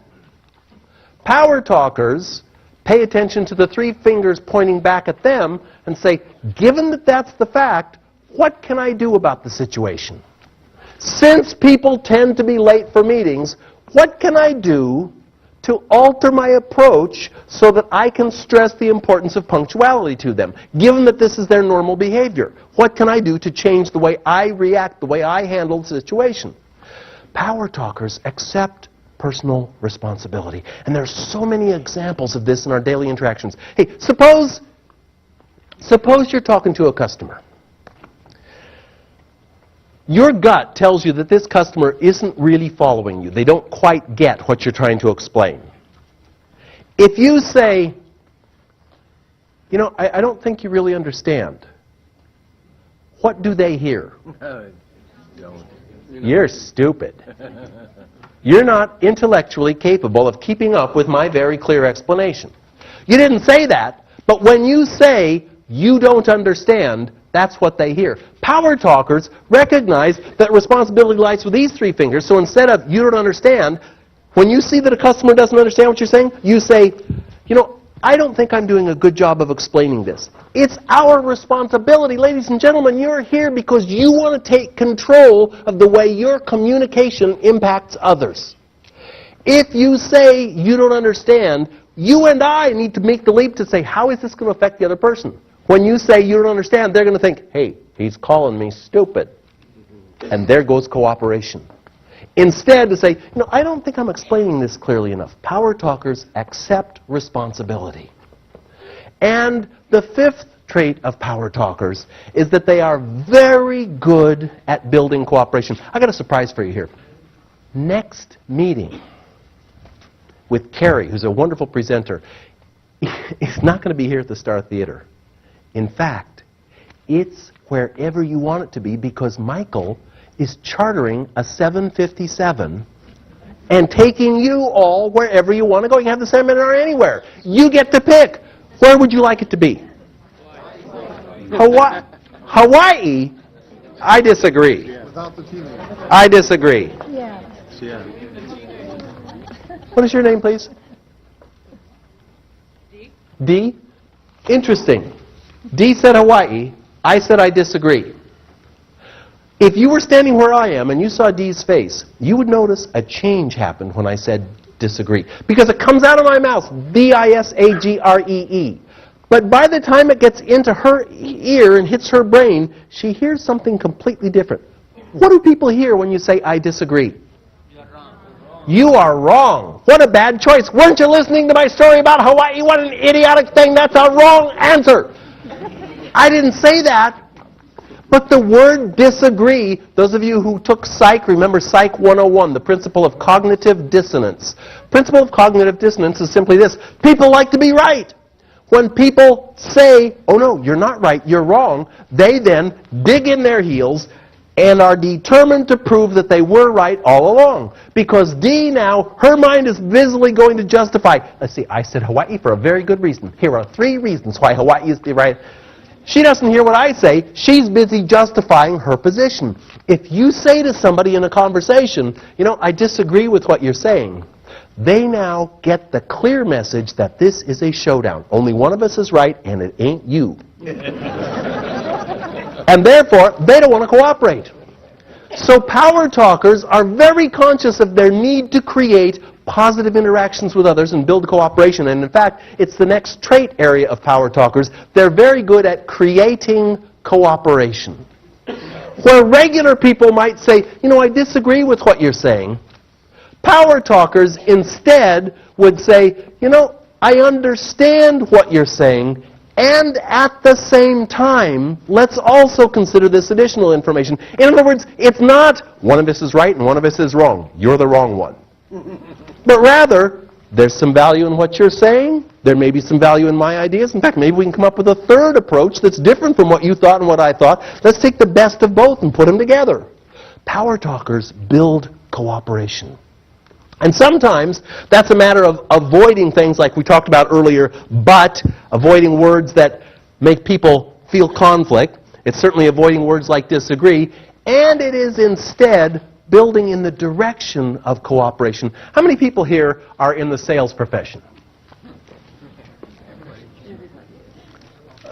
So who's not then? Okay, only one wrong answer. We all are, of course. And in its essence, building cooperation is the process of selling. It's building cooperation. But funny, you don't often go to parties and have someone say, hey, I'm a salesperson. They're not. People aren't all that proud of it. And I notice for myself, when I leave you this evening, I'll get a good night's sleep, I'll head back to Seattle tomorrow, and definitely, when I'm on the plane tomorrow, hey, when I close tonight and go back to my room, I'm played out. I'm talked out. When I get on the plane tomorrow, the person next to me will certainly say, oh, were you going to Seattle? Do you live in Detroit? No, I live in Seattle. Oh, well, what brought you to Detroit? They want to start a friendly conversation. If I say, oh, well, I'm a speaker, and I write business books, and I was given a presentation last night, and they're thinking, oh, that's interesting. I've never met a speaker before. Now, what did you say? And they're thinking, okay, we've got 3 hours here. Give me a seminar. Now, what I really would like to say is, give me a break. I'm all talked out. I need to rest. But this would be rude, so I found the best way to handle it is to, I simply say, "Oh, me? I sell life insurance." Those of you in financial services know, this is magic. They will not, even though there's nothing to look at, they'll be glued to the window the whole time. They're not want to risk talking to a salesperson. Why is it people have this image? But let's go to the dictionary. Let's look it up. You know, the way dictionaries work, incidentally, is not some literary academicians write in the dictionary what words should mean. They instead literally send out postcards with a word written on it to thousands and thousands of people, and they ask you to write what it means to you, and then they compile those. Dictionaries, in other words, reflect common usage. They don't set usage. So let's go to Webster's. Let's look up sell. What does it have to say about sell? Well, let's see. It's pretty small print, but there are some words that jump out, like betray, cheat. Oh, I have not altered this definition. This is in Webster's. This is the definition of sell. Let's hold it. Let's get a closer look. This can't be right. Let's get a closer look here. Let's see. To deliver or give up in violation of duty, trust, or loyalty. To betray, especially foolishly or dishonorably. To deliver into slavery for money. Hold it. To impose upon, to cheat. That's the dictionary definition of sell. How it got there, of course, is salespeople put it there. Salespeople put it there by treating customers in a manner that makes them not want to be sold to. Now, fortunately, we're talking about the salespeople in the other auditorium, not us. Still, we've got to recognize going in that people have a predisposition to not want to be sold to because they perceive that salespeople are going to... When those kind of salespeople talk to me, I feel like, okay, they just came out of the training seminar, and the training seminar said, these are the 17 key wonderful things about our product. Make sure you do not let the customer get a word in edgewise. They're going like, there are 17 reasons why you should buy from me. Now, do not interrupt. I've got to give you all 17. That's not the way to sell. And you know, as a speaker, I'll often hear one of my colleagues, somebody who you hear at Yes, and I might be sitting in the audience saying, well, hold it, wait a minute, that's my material. And I think, well, no, is that, or did I hear that from someone else? Because there's only so much truth going around. But what I'm going to share with you now, I remember the shower I was standing in when I thought of this. It was purple tile. It was in Niles, Illinois. If you ever hear anybody talk about CPR selling, that's my material. Here's the best way to sell. First, quit closing sales. Because remember, we're here tonight talking about the impact language has on us and our behaviors. What is in your words is in your mind, is in your actions. Well, closing sales, that means like, I got the signature, I've got the money, I'm out of here. And no wonder customers feel like they're really romanced when they're prospects, and when they become customers, it's not such a pleasant experience. So let's remember that if you use terminology, common terminology like closing sales, there's that link, that connection between your mouth, your brain, and your behavior. If you say you closed the sale, it's like giving yourself permission to walk away and abandon this customer. Because every customer conversation is not a closed deal. You don't close sales.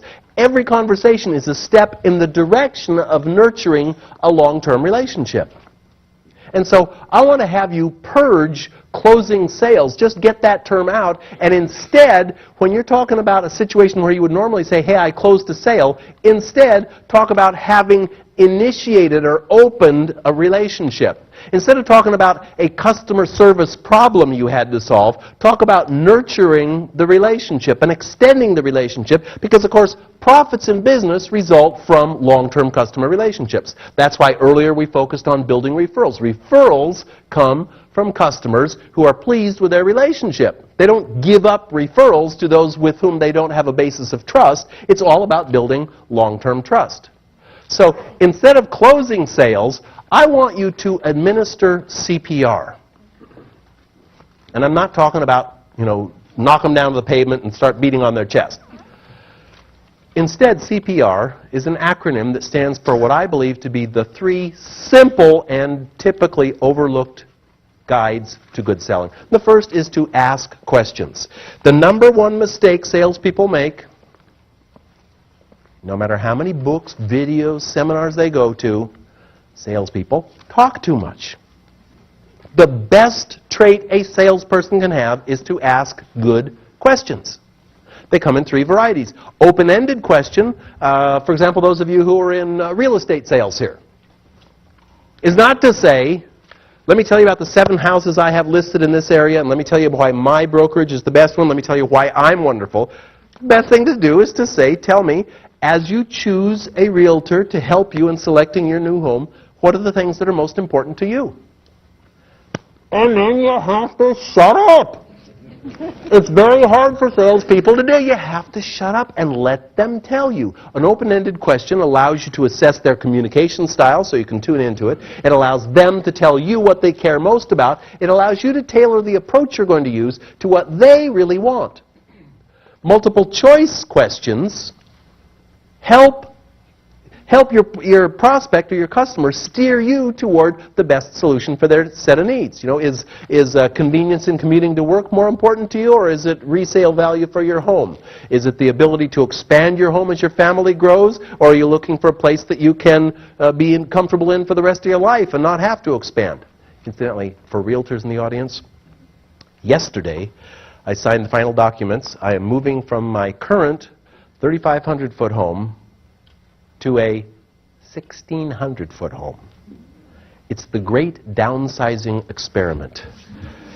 And I go back tomorrow to finish packing up, to move in on Friday, and it's so exciting to me that if somebody were selling a house to me, I wasn't looking for a house, I just fell in love, literally, I just saw this cottage and thought, I want to live there.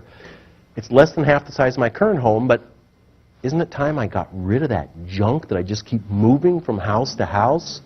So, very important that we ask our prospects what they care about. Multiple choice lets them steer you toward what they care most about. And yes, no questions are only useful in 2 situations. One is when you really don't want to make a sale. I'm in real estate. Want to buy a house from me? No. Oh, sorry I bothered you. The second situation, though, is one in which your gut tells you you're being strung along. There are some customers you deal with and you just know they're not going to buy. And this yes, no question comes into play when you say to your customer, to your client, buying a home is such a big decision, and I'm really glad that you've been taking time to thoughtfully approach it. I'm glad I've showed you the 17 homes that fit your needs. It was my pleasure to show you the last 7 of them 4 times. I know that you wanted to have your out-of-town family come and see them too. I was happy to get the tax records and the duplicates for the tax records that you lost. Are you going to buy a home or not? Because if they're not, get them to say no. In that case, now you can focus your attention on somebody who's going to do business with you. Some people aren't, but they just can't bring themselves to say so. So you want to kind of flesh them out. Get them to tell you where they stand. The C is to consult. Ask good questions. And the P is to personalize it. That is to match the benefits you know that apply either to your service or the particular product, or for realtors to the home that you're selling, to match, based on what you're telling me, what's most important to you is, the reason I see this home as being a good fit for your needs is, in other words, make the match for them. And then, remember what we're here for tonight? We're focusing on the importance of language, the link between your words, your thoughts, and your actions. Then I invite you to use the word recommend. The R of CPR is to recommend. Because typical sales posture is to get behind someone and try to push them toward what you want them to do.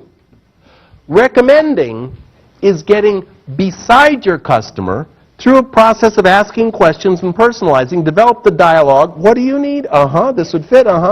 In other words, an advisor, a consultant, helps customers make And the advisor makes recommendations that are in the customer's best interest. So I would like you, even if you don't remember CPR, I would like you to remember the word recommend. Because if you adopt as your goal in selling the ability to make recommendations for your clients, that will keep you on the track. Hey, you can't make a recommendation if you don't know what's good for them.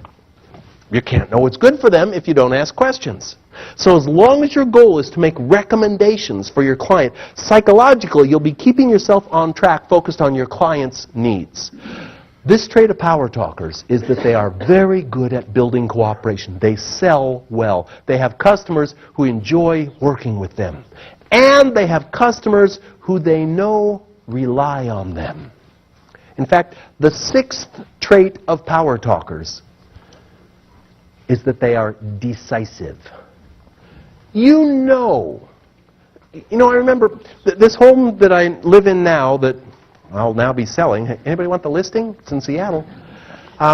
This home, I know when I purchased this home originally, there were all these flyers around the neighborhood. It was a brand new neighborhood with people who were, screens, $14.95 any size window. And they all looked about the same, and one was for Ed's Screen Service. And I remember I called up Ed's Screen Service and said, oh, I just bought this home, and here's how many windows and sliding doors there are. And he gave me a price for them. They were all the same, basically the same price. And I thought, well, what's the difference? And I called Ed's Screen Service. And he came out, and he said he should be out there first thing Thursday morning. Well, he didn't show up till afternoon, but okay.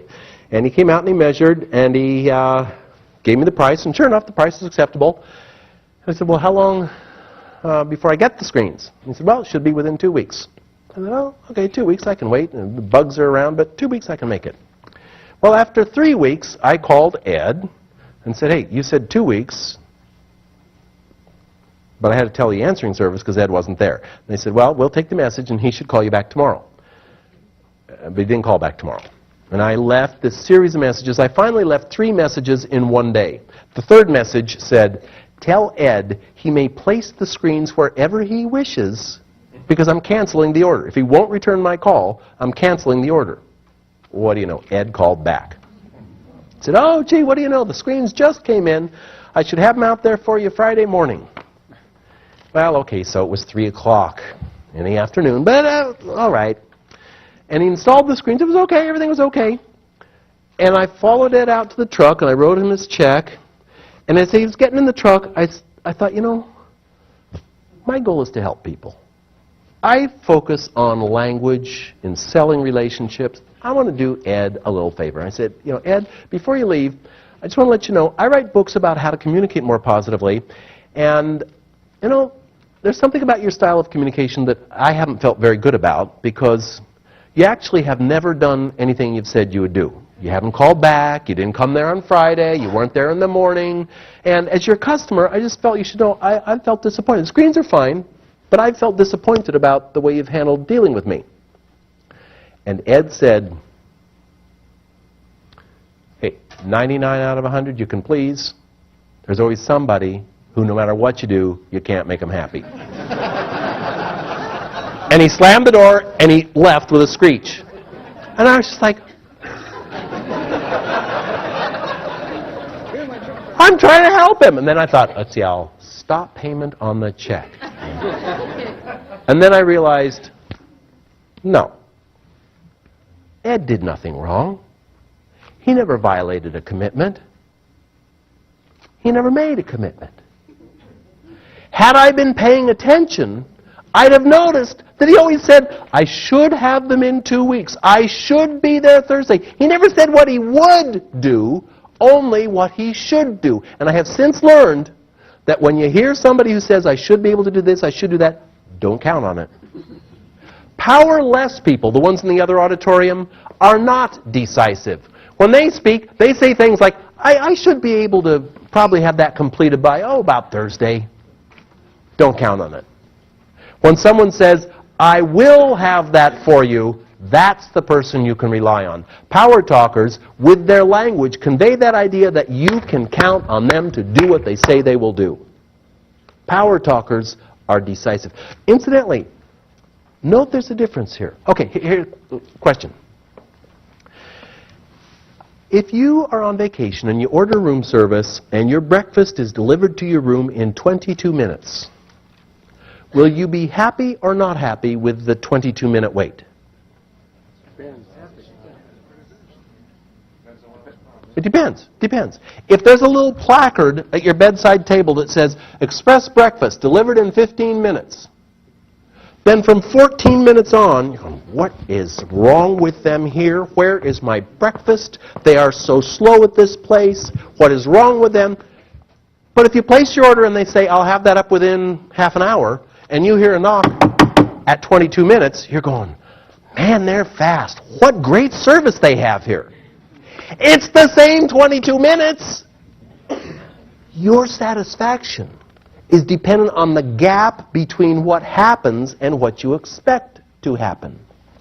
So if you think you're going to get it done by Thursday, don't say, "I should have it by Thursday." Don't say, "I'll try to have it by Thursday." Don't even say, "I will have it by Thursday." Say, "I will have it by Friday." Then deliver on Thursday. They now go, "Whoa! Beat his word!" We want the people with whom we deal not just to know that they can rely on us to follow through. We want to consistently surprise them that we did better than they expected. We set their expectations with our language. And of course, this also builds in a safety cushion because sometimes unforeseen circumstances make it impossible for you to do things as well as you would like to. And when you have built in that safety cushion, you can at least meet their expectations even if you don't exceed them. Power talkers speak decisively. You know you can rely on them. They don't say what they should do, they say what they will do. They don't say, "I'll try to get that done." They say, "I will get that done." Now, to be honest, we're covering so many different approaches, so many different phrases here. And while they're all important, to tell you the truth, the one that means the most to me, and I want to level with you on this, candidly speaking now, let me be frank. Okay, so what are you thinking when someone says this? Yeah, let me be honest with you. I'm not honest with other people. Let me tell you the truth, as opposed to the lies I've been telling you up until now. The seventh trait of power talkers is that they tell the truth. It's so common. You say it now. I've pretty well purged myself of this, but it's such an epidemic of habitual phrases that people say, "Well, to tell you the truth, honestly, frankly, let me level with you," all of which imply that it's not your normal behavior. Yet, how many of you have read that book, The Millionaire Next Door, one of the books in the series, Millionaire Next Door? Excellent series. I highly recommend it. And before I read that book, I had a wrong impression, as do most people who read the book. And that is, you say, well, the author set out to say, what is it about millionaires that makes them different from other people? What about people who achieve financial security? What's different? And most of us, myself included, think, oh, okay, well, they're extra smart, or they're taller than everybody else, or they come from families of privilege, or they graduate at the top of their class, or they got some special, there's some inside deal.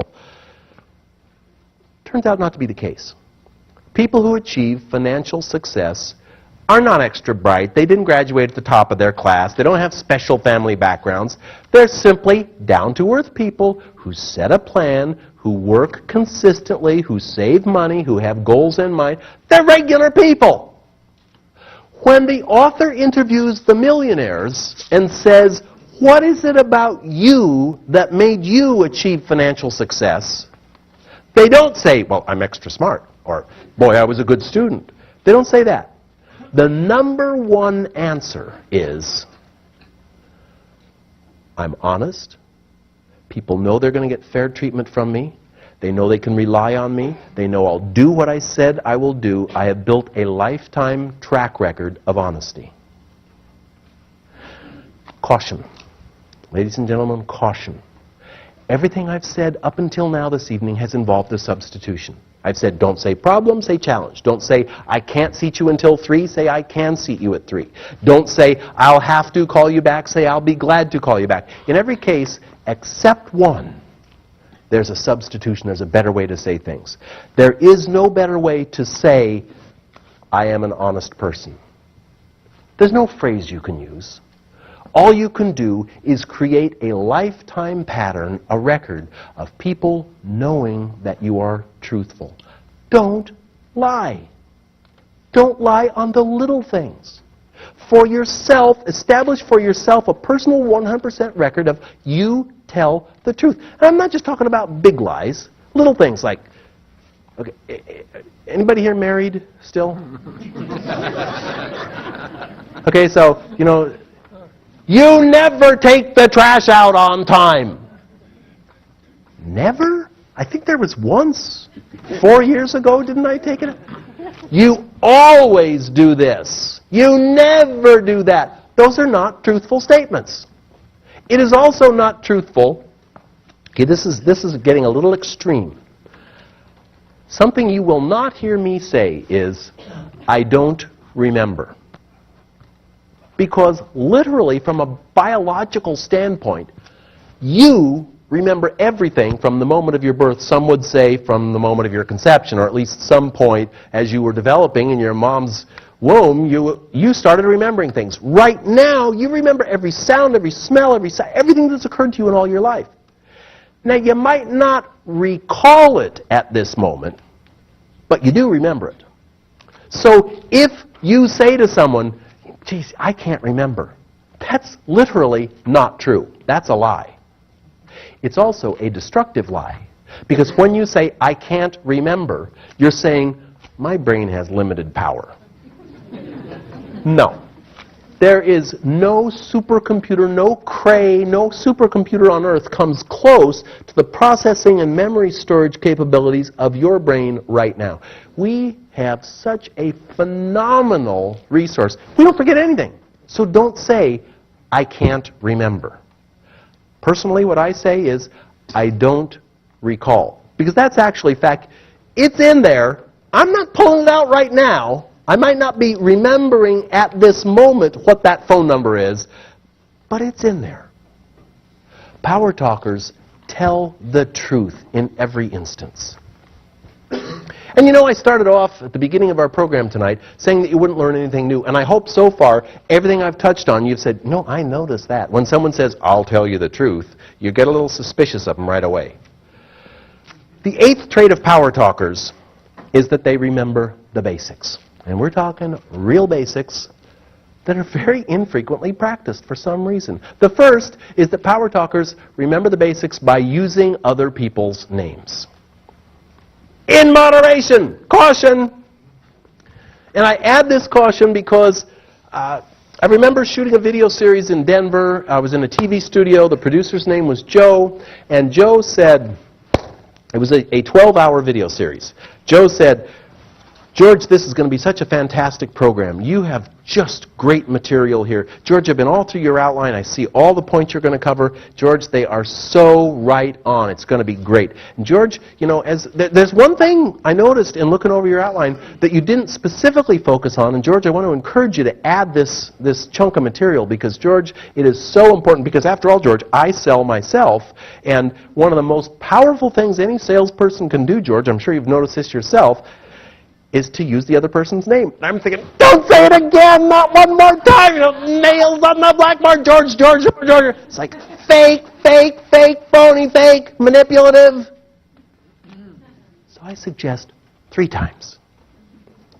When the other person says their name the first time, say it right then. Say it back. Scott, it's a pleasure to meet you. At some point during the conversation, say it once. The last thing in the conversation, Scott, I enjoyed talking with you. Just 3 times is fine. Oh. How many people here would say, you're really not that good with remembering names? My hand's up. This is an area that I personally work on. Excellent. Thank you very much. Please, come pick up this book at the break. Excellent. Thank you for catching me. Very good. I have difficulty recalling names. So, you know the situation. Oh, what's that guy's name? I know it. What's his name? And you're always coming over. Oh, what am I going to say? You know, I hate to say, oh, I'm so sorry, I don't remember your name. You hope somebody else will say it. And you go, oh, that's right, it's Dave. Or you could say, I'm so sorry, you have to excuse me. I'm just terrible with names. I'm a klutz, I'm an idiot. Why not do this? Why not say, hey, great to see you, George Walther. Because when you extend your hand and extend your name, hey, chances are he's over there going, what's that guy's name? When you walk over and say your name, their natural reaction, of course, is to say their name back to you. They're probably feeling relieved that you volunteered your name. Instead of going around beating yourself up saying, oh, I'm just terrible with names, I can't recall names. Instead, walk over and announce your name. That puts the other person at ease. They say your name, and it's all taken care of. Power talkers practice the basics, and they use other people's names. Power talkers also, they make mistakes. And when they do, they apologize, and they admit it. I don't know why, those people in the other room, the losers, somehow they got it in their heads that admitting to a mistake makes them look bad. It's not the case. When you admit to a mistake, I know I'm dealing with a printer right now and a designer. I'm doing a redesign of my logo, and my whole corporate look is I'm kind of rebranding myself. And I just was reviewing the proofs that come from the printer, and I go, hey, what about the red bar along the bottom? And this guy, Scott Michelson, looked at me and said, that's my mistake. We left that out. I don't think, oh, he's terrible. He made a mistake. I think, okay, this is a guy that's confident enough that can say, oops, glad you caught that. I made that mistake. I think more of him. My esteem for him elevates when someone admits a mistake. Don't you find that to be the case? Isn't it refreshing when someone says, this is my responsibility? Power talkers remember the basics and admit when they're wrong. And power talkers, boy, how basic could this be? Power talkers say thank you. I had an experience just before we began this program that reminded me of the simple ways it makes a big difference to say thank you. I found this amazing. I buy most of my garments at the Men's Warehouse. And I don't know if those of you who shop at Men's Warehouse, yes, it's excellent value. Yes, there are lots of stores and all that. I notice, though, that the way they treat me so often makes me feel good about doing business there. And one little secret surprise is that any garment you buy at Men's Warehouse, they will press for you at any time for free. Now, when you have a garment dry cleaned, the fabric deteriorates and it's harmful. You shouldn't dry clean everything all the time. You should have it press, dry clean, press, dry clean. So, I drive in with my clothes to be proud, thinking this is wonderful. They press for free. Not only that, they press out of town for free. So just before we began this evening, I dropped my suit off at the Men's Warehouse over on Lake Orchard Road, and they pressed it. Orchard Lake Road. And just before we began this program, I took the suit off the hanger, and inside was a note, handwritten from Amar Jargis. Thank you for giving me the chance to serve you. He's thanking me for pressing my suit for free. Am I going back? I buy everything from them. It's the little touches. Expressing appreciation doesn't happen often enough. We all... Okay. Close your eyes for just a moment in deep contemplation. Close your eyes. Think back over your life. Think of all the good things you've done for other people. Think of that. You weigh it out all the years of your life. What good things have you done for others? Okay, now think about the appreciation you have received from others. All your life. Okay, those of you who have received more appreciation than you deserve, raise your hand, please. Okay, there are always a couple people who don't understand the question. None of us get the appreciation we deserve, and our customers are just like us. We're going through life going, hey, I do a lot of good stuff. I don't get appreciated much. When someone says, thank you for giving me the pleasure of pressing your suit for free, like, yeah, I've been waiting for this. I'll go back. Power talkers express appreciation. What'd you come here for tonight? Learn. I'm glad you came here to learn. I'm glad you came here for education. I hope you came here because you want to do something with this. But what? I got a game plan for you. What can you do right now? My hope, of course, is at this point that you remember many of the substitutions we've talked about, that you review your notes. Some of you will get really serious and watch the video and listen to the CDs and really put it into practice. But to make this be a reality, a part of your daily life, which, as I say, I work on every day. Don't think you're going to hear this once and go, oh, yeah, I'll never say that again. Here's some steps I want to encourage you to take. First is to notice yourself and others, and you will. The next person who says to you, well, to be honest, you'll definitely notice. The next time when someone says, I'll have to call you back, you're going to be thinking, you know, that would sound a lot better if you said, I'd like to call you back. The next time someone says, you know, I've really got a problem with this customer, you're going to be thinking, you know, you'd have a much more positive approach to things if you said, I have a challenge with this customer's account. The next greeter at a restaurant who says, I can't seat you until 9:30, you're going to be thinking, you know, you could have said, I'll be glad to seat you at 9:30. You will notice yourself and others.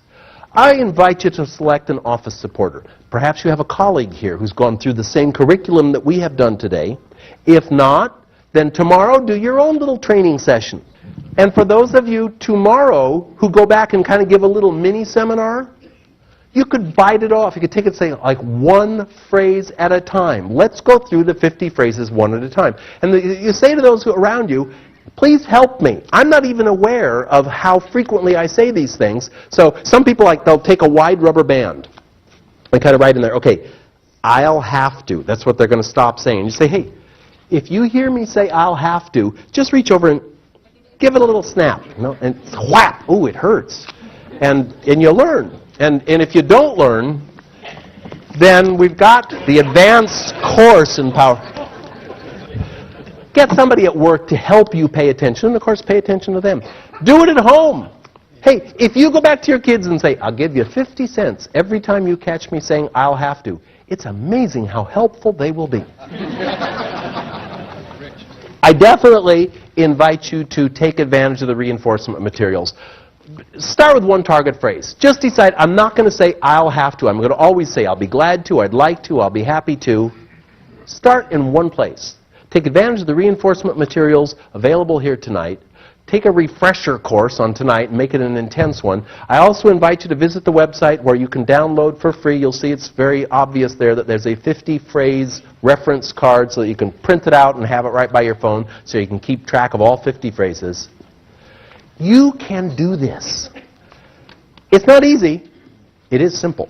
It is simple to say one by one, these are the phrases I'm going to stop saying, and here's what I'm going to say instead. Especially when you have a partner at home and a partner at work helping you to focus on those phrases. I'll tell you why I'm here. I'm here because of the 9th trait of power talkers. I'm here because my dad loved baseball. He was a baseball nut. So I'm a speaker. I'm not doing a good job of explaining this. My dad loved baseball. And in fact, his dream was to be a professional ball player. He grew up in Sacramento, California. And he told me about the day that a scout came out from Detroit to watch. You know, they travel around the small towns and ask around who's the best ball player in town. And in Sacramento, everybody said, Merle Walther, he's the best ball player. And this scout watched my dad play first base. My dad was a talented guy. And he told me about the situation in which the scout came to his home, and his father, my grandfather John, which was a converted barn in Sacramento, my dad said that the very best day of his life was the day when this baseball scout came and said to his father, Mr. Walther, this boy of yours, Merle, he's a heck of a good first baseman. Got long arms, very lanky, throws well, got a great reach, hits well. I want to take him to Detroit. I think he can play in the big leagues. And as my dad described this encounter, he said that his father stood there with his arms crossed and said, I know about those baseball players. They chew tobacco, they drink liquor, they chase women. My dad said, he's here going, yes, yes, women, liquor, yes. But his dad said, not my boy. My boy's going to have a real career. He's going to be an engineer. Walther is a German name. There was no further discussion. My dad became an engineer. For 40 years, my dad worked for the phone company in San Francisco in a sort of a middle-level engineering job. And I know that for those 40 years, my dad resented that he didn't get to do what he loved and regretted and probably didn't feel very good about his dad. Now, when I was a kid, well, one great moment in my dad's life was April 13, 1949, when I was born, because what do you suppose he saw when he looked in the nursery at that hospital? Aha! There's the ball player my dad didn't let me be. Unfortunately for my dad, I don't like baseball. I'm not interested. This is my deal. This is what I love to do. I don't like to play baseball. I remember my third year in the farm league, in Little League, going, Dad, I just don't like baseball. And I know it broke his heart because he then joined Little League. And he was the town umpire in San Carlos, California, where I grew up. He was the head umpire. And I know it must have been tough on him when the other dad said, oh, what about your son? Why isn't he out here? And when I graduated from high school, 1967, we had these block sweaters. And, man, I had buttons and pins and top honor student. And I was involved in everything. Except the only thing my dad saw was this pocket did not have a C for Carlmont High and no baseball. And I went to University of California, graduated summa cum laude. Dad's reaction? You've always been a zero in sports. I did really well in my graduate studies at UCLA, completed my MBA, and Dad said, you have never even tried out for a baseball team. And I wrote my first book, which was Phone Power. My dad worked for the phone company. I think I may have been trying to get his attention. I wrote inside the front cover, Dad, you may never know how much of my career has been built on wanting you to be proud of me. And you know my dad never read that book, and he never commented on what I wrote inside the cover. When I was 39, I had a speech in San Francisco where my dad lived. And I said, Dad, I'd sure love to have you come be in the audience and see what I like to do. And his reaction was to say, hell, they charge $2 just to park your car at those fancy hotels. But my dad came. And at the end of my talk, my dad clapped. And my dad said, son, I'm proud of you. And I burst into tears. I said, Dad, I've been knocking myself out for 39 years. I always got the top grades. I was involved in everything. How could it take you 39 years to be proud of me? And my dad said, son, you must be nuts. Because since the day you were born, I've told everybody I've ever met how proud I am of you. Except me. Not once. And I'm so happy to tell you that that day marked the beginning of a wonderful relationship. I got to enjoy several good years with my dad. But it all started when he finally said he was proud of me. I'm a speaker today because my dad didn't clap for me as a kid. He didn't say, that's what you're good at. Good for you, son. Power talkers do acknowledge others for what they're good at. I'm very happy to tell you that my dad left at the end of his life. The last week of his life, I'd say a good 30% of his word count was some variation of, I'm so proud of you, son. But why wait? Why wait? Ladies and gentlemen, the 9th trait of power talkers is that they share their pride. You got associates in your office who do great work for you, who you probably told others you're proud of. Tell them! You got kids at home tonight who you're proud of? Don't tell your friends. Tell them. You work for a boss who's a wonderful leader? Don't tell people what a wonderful leader your boss is. Tell your boss. Power talkers don't talk about others in a prideful way. They tell them directly. The 9th trait of power talkers is that they share their pride. It has been a pleasure for me to be with you tonight. I'm very proud of my long association with Yes. I'm very proud to have been able to share with you the ideas that I know you'll be able to put to work. And I want to simply close tonight by saying, if you do nothing else, I want you to make sure that the people in your personal life tonight hear from you tonight how you feel about them. Make sure that the people you work with tomorrow know directly from you. Don't tell others how good they are. Tell them. Power talkers are people who project positive expectations. They give credit where it's due. They rebound resiliently. They accept responsibility. They build cooperation. They speak decisively. They remember the basics, and they share their pride. I wish you all tremendous success in every area of your life, not just professionally. Thank you so much for being here this evening. Thank you.